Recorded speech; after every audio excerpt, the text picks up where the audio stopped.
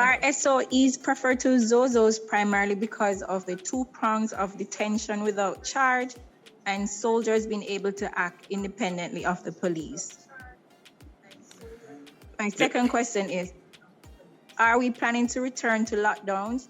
If lockdowns are off the table, what other strategies will be implemented to halt the current COVID-19 wave? I wasn't planning on turning this into a COVID conversation, but I know there is great tension in the air. And what it says to me is that people are not listening to what I have said. I have been very clear in Parliament, very clear, absolutely gone overboard to say we are not going back to lockdown. So be calm. And I've said what the strategy is. It is now in your hands. Go and take the vaccine. That is the strategy. We can't hold it down and put an eagle in your hand. If you get sick, you will take that responsibility. There is an option. We have vaccines all over the place. We have sites all over the place. I don't hear one person complain that they can't get the vaccine anywhere. Go and get vaccinated. Argument done. Now, as it relates to the preference of the zone of special operations over the SOEs, there's no preference. There are 2 different tools. As I said, one tool is meant to intervene for a long-term commitment for peace building and community development. It can only be applied in certain circumstances. Circumstance number 1, obviously, you have to have the escalating crime and violence, the community being captured, so that when you enter and you displace, you bring the crime and murder immediately down. But you need to be able to conduct certain types of policing activities, and those activities are usually around infrastructure. So you can do your, what is called your law and order, your public order activities. And then you can intervene in improving infrastructure. So we usually want to target urban communities with established layouts of grids, roads, that kind of ingress, egress. It can't be in communities where you have a large swath of land, which there are no points that you can control ingress and egress. So it's a specifically defined tool, and it is usually urban in terms of its target area. It can be applied in some rural areas, but so far we have seen where the tool is best applied so far in urban areas with those features. And it works. It works like a charm. It works well, but it is resource intense. And the resource commitment is long term. So we can't just put in the forces today and then take them out tomorrow to go to another community. Once the forces are committed, they are committed, and that means they are not there for another community. So there's another strategy being deployed, which is not front-facing, which is increasing the capabilities of the force in terms of manpower. And there are 2 strategies being operated. One is increasing the capacity and size of the JDF through the JNSC to get more trainees in and have them deployed quickly so that we can have them doing the peacekeeping and the community building operations. So too with the JCF, they are increasing their recruitment, but the COVID pandemic, as obviously you would have seen, our recruitment, especially in the JDF, would have dropped significantly. I know the JCF has had much better success, but it is a resource-intense operation. And then we have to now mobilize the infrastructure support. And through the EU, and I give great commendation to our development partners in the EU, and of course, DFID as well as assisted, we are getting support, budgetary support, in implementing through JCIF the community development strategies, and they are working. Now, the SOE is a totally different strategy. The SOE, we have not deployed it nationally, but it can be deployed nationally. We have chosen to deploy it in a limited geographical area, but mostly of surrounding parishes, because we want to use the powers in as broad a geographical limit as possible. So the SOE is about the deterrence. It is about getting into the custody of the police those who we have intelligence on and who we know are the ones pulling the trigger, killing the people. So the question comes, my dear friend journalists, why you don't just arrest them? Well, we have, and they have been given bail, and they have come back out and they have committed the crimes again. In fact, they have killed the witnesses. So the question is, so why you don't take them to court? There are no witnesses to take them to court. Nobody's coming to court.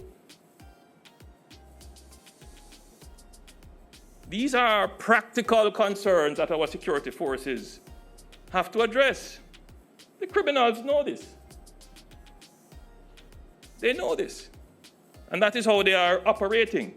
If you were to just examine the statistics to see persons who the police would have gone through the normal policing procedure, interdicted them, arrested, put them through the courts, they are out on bail and commit murder again.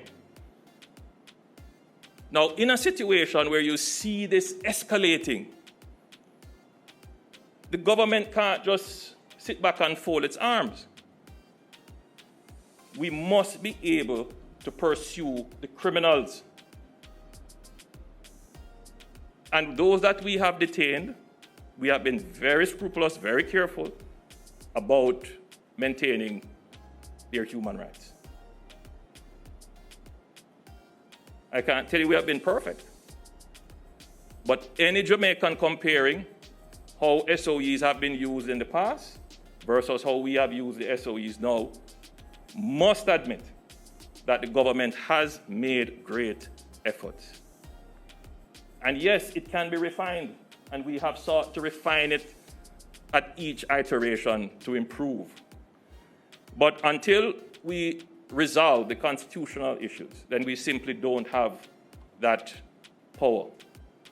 And until we get the support of the opposition, we simply don't have that power. Now, the SOE can immediately bring down murders in a defined geographical area, immediately, and keep it down.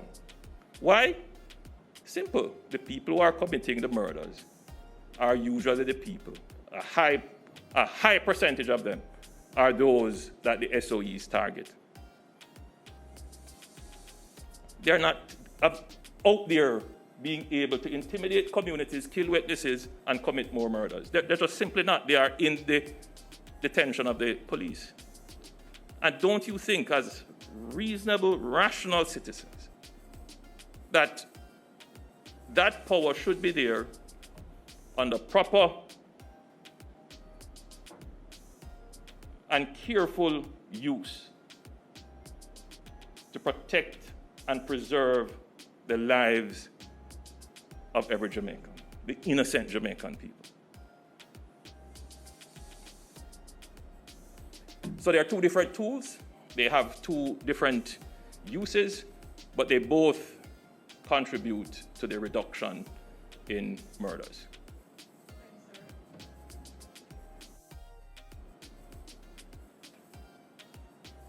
Next question. We're at 11 o'clock, which is our planned time. Thank you, sir. And so at 11 o'clock, may I just inform the media, we'll take one more question, and then we will wrap. My apologies to those who have follow-up questions. I do note that Janet has her hand up again for follow-up questions, and those who are still in queue to ask questions, but we did allot an hour. And so the final question will go to Mr. Andre Wright, the editor at The Gleaner. Andre?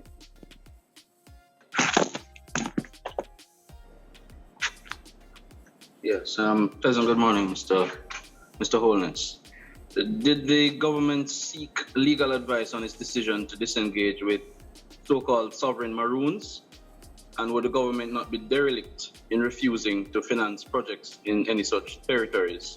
And a companion question is whether the government finds it embarrassing that it seems that different arms of the state, that's the police, and ODPEM, as we found out, gave approval to the hosting of the Maroon celebrations. Your question is based on a very dangerous premise. And I said earlier that there are some threats that the average citizen looking on might think it is innocuous, it is popular, and take a liking to it.